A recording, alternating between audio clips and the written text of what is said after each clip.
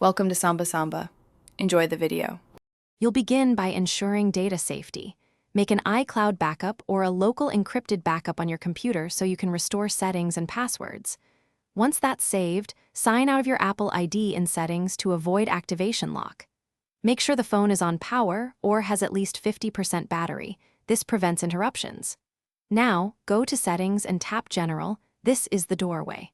From here, you'll reach the reset options. Proceed to the next steps to execute the full erase.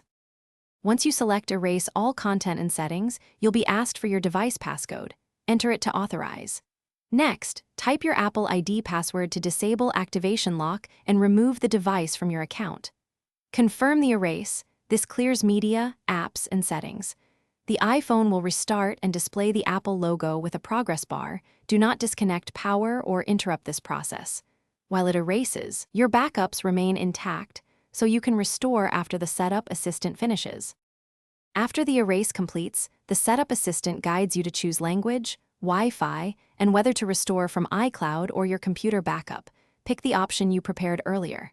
If activation lock unexpectedly appears, re-enter the Apple ID used to sign out or initiate account recovery at iForget.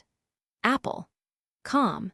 If the device hangs during restore, perform a force restart and reconnect to Finder or iTunes on a computer. This usually resolves stuck installs.